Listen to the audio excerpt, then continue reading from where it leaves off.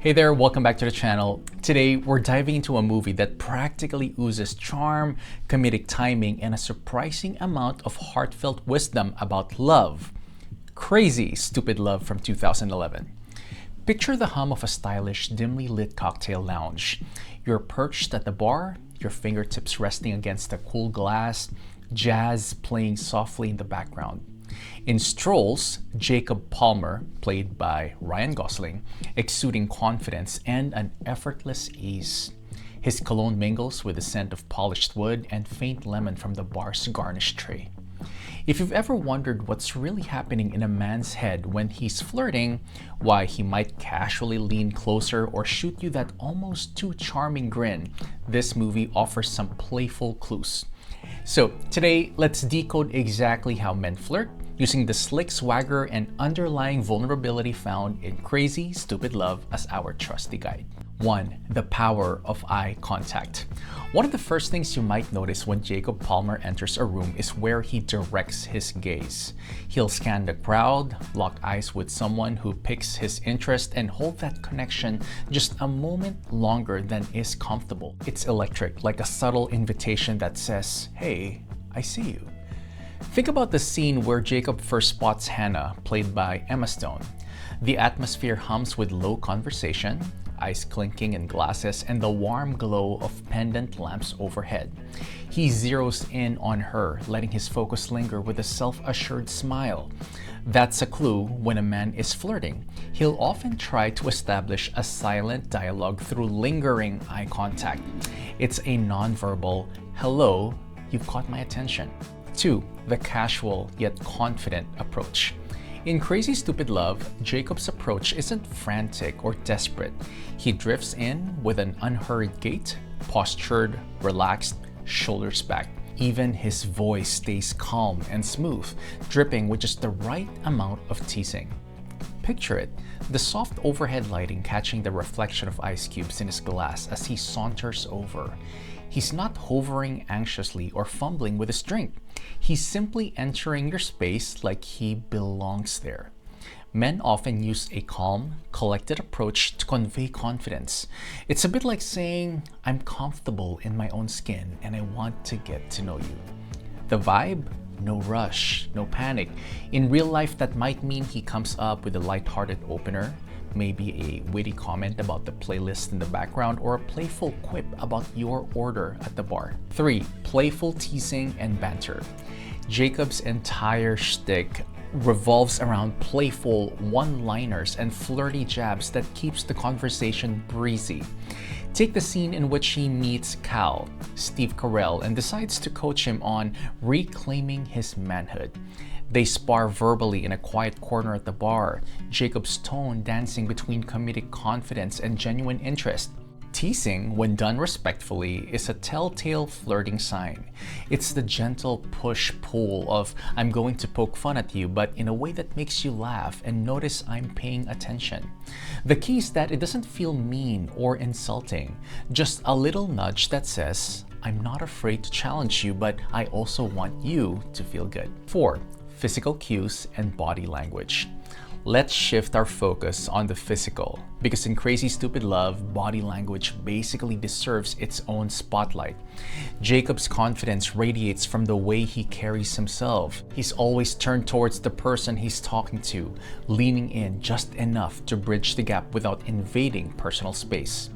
In real life, a man who's flirting might lightly mirror your movements. If you rest your elbow on the bar, he might do the same. If you laugh and lean back, he could follow suit. These subtle cues say, "I'm attuned to you." Add a well-timed arm touch or a gentle brush off the shoulder in conversation and it can send a surge of electricity. As you see with Jacob, it's all about creating a sense of closeness without overstepping boundaries. 5. A dash of vulnerability.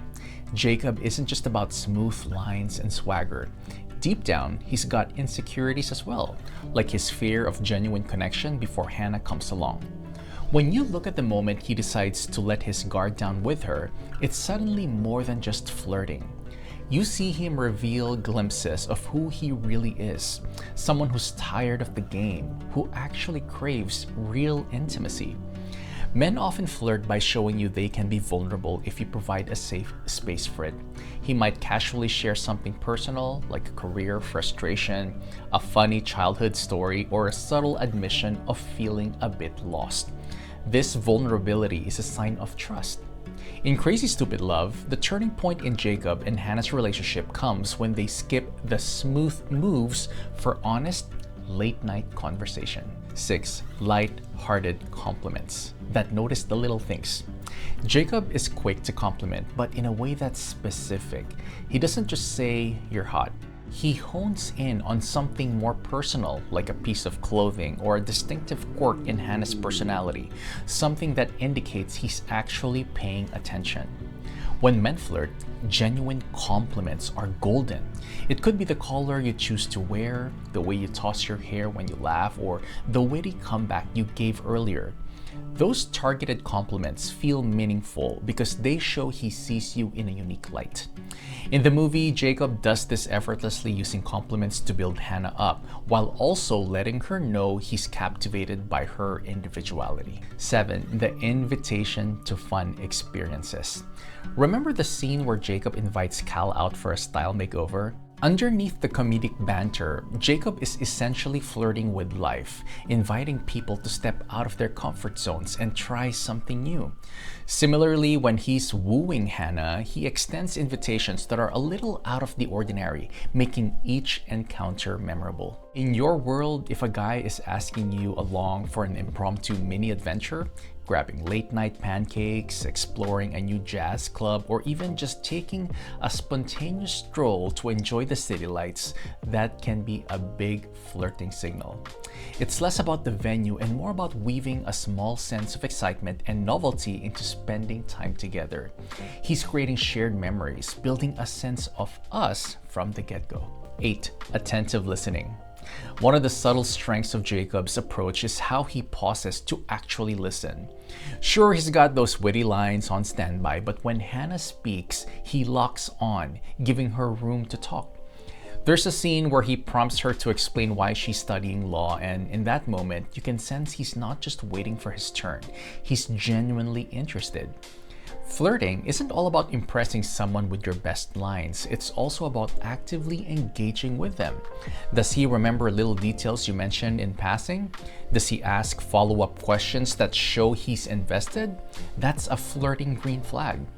Men often showcase interest by putting down their phone, making consistent eye contact, and replying with thoughtful responses. 9. Picking up on your cues and comfort levels.